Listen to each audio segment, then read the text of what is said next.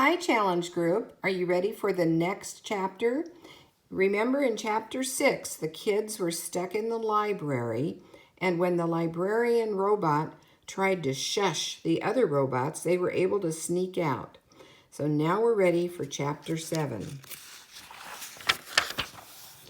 It's munchin' time.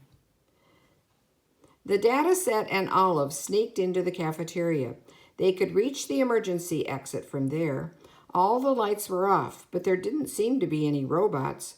I usually love the cafeteria, Caesar whispered, but in the dark it looks scary in a yummy way.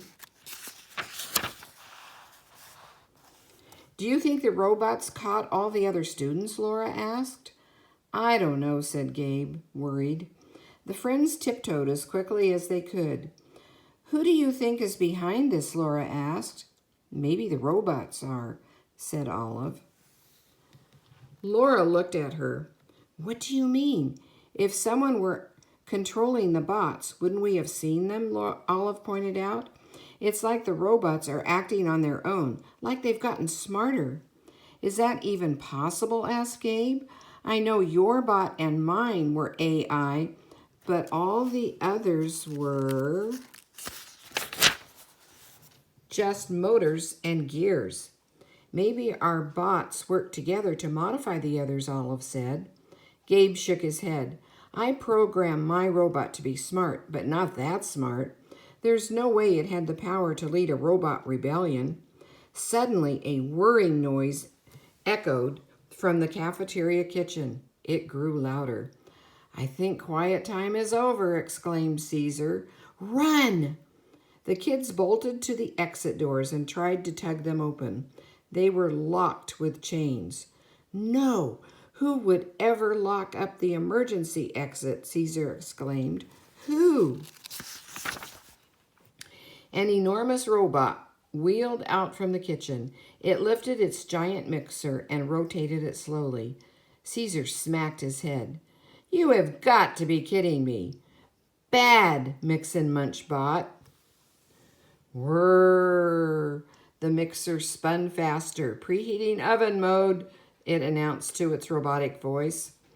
Don't make it angry, Caesar, Laura cried. Just run. The friends sprinted back across the cafeteria. I don't want to be an ingredient, Caesar yelled as the Mix and Munch bot whirred at them at their heels. This way, Gabe banged open a hall door into the boys' room, and the friends darted through. The Mix and Munch bot was too wide to follow. It buzzed angrily. Hurry, Gabe exclaimed. Inside, the friends found a door that connected to the gym locker room. Phew, said Olive as the friends crept into the gym. That was close. Eek, she yelled. Dozens of large figures loomed there. It's gymnastics equipment, not robots, Caesar said. Olive breathed a sigh of relief. Caesar was right. Vaults, uneven bars, and balance beams were set up everywhere. Now what? Asked Laura. What if all the exits are locked? We have to keep trying until we find a way out, Gabe said, determined. We may be the school's only hope. We have to get help. Just then, a scruffy-haired shadow stepped toward the kids. Did someone say, help? And that's the end of chapter 7.